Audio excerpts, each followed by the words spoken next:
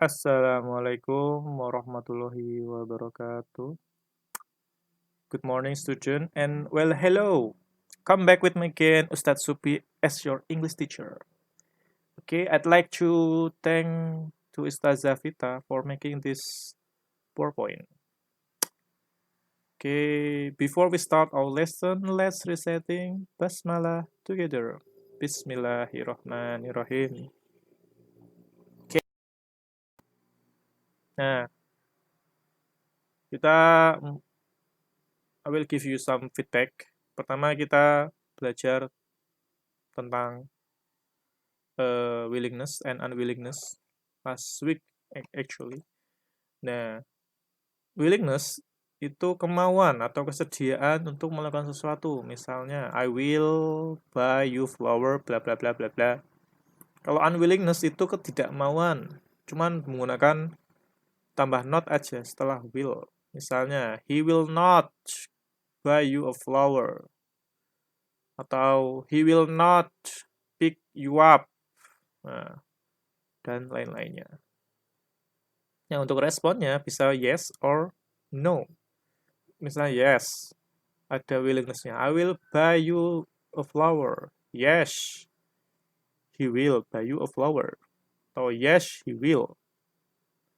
Misalnya unwillingness, no, he will not buy you a flower. Dan lain-lainnya.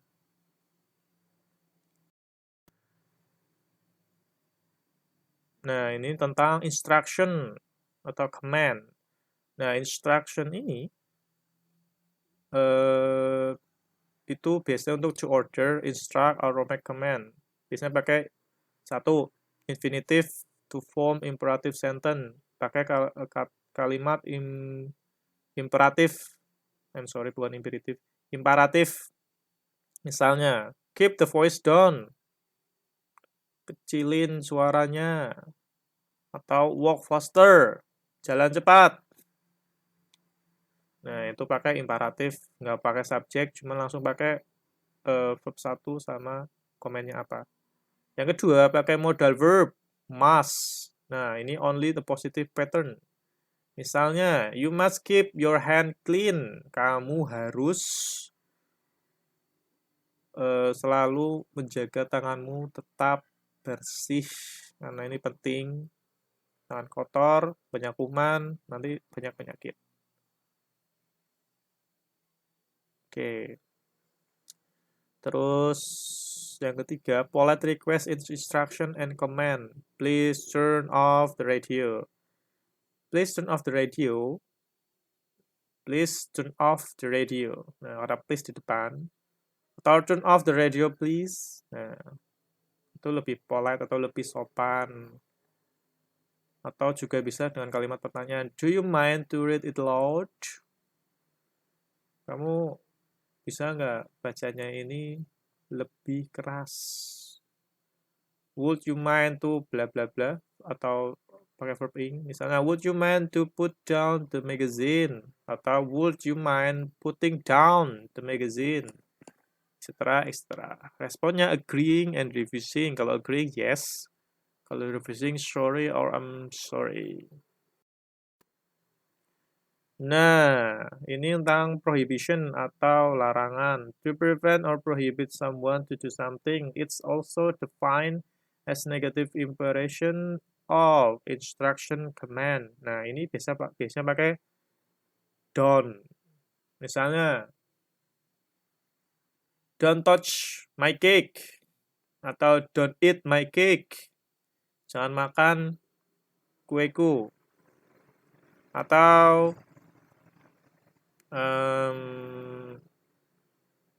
don't give her money. Don't give her money. Jangan kasih dia uang, misalnya. Atau misal, don't feed the voracious animal. Nah, karena hewannya itu buas. Jangan kasih makan hewan yang voracious atau hewan buasnya. Modal verb must not. Misalnya, bisa pakai modal verb must not. Misalnya, you must not park here. Kamu nggak boleh parkir di sini. Common phrase yang ketiga, subject to be, not allowed, plus infinitive. Misalnya, we are not allowed to bring our pets. Nah, nggak boleh bawa hewan peliharaan. Atau pakai permitted juga bisa. She is not permitted to wear sandal. Dia tidak boleh atau permitted, tidak diizinkan untuk menggunakan sandal. Nah, atau pakai gerund juga bisa. Ini nantilah gerund too early kalau pakai gerund. Gerund itu biasanya SMA. Next, ini obligation and giving advice atau suggestion. Nah, obligation itu kewajiban atau keharusan to atau do or obey something with highest degree of necessity using modal verb must. It is usually indicating self-consciousness of an obligation. Nah, datang dari kesadaran diri. And using have to indicate that the obligation comes from other people or written rules and orders. How do we express it? Nah, giving advice nih misalnya yang obligation. Bisa pakai must. Contohnya tadi you must wear hijab in this school. Nah, kamu harus memakai hijab di sekolah ini. Itu kalau akhwat ya, kalau cowok jangan pakai hijab. Terus, yang negatif. You must not wear sexy dress in this school. Nah, kamu dilarang menggunakan pakaian yang tidak islami di sekolah ini. Misalnya, atau bisa juga pakai I must not forget to send the email.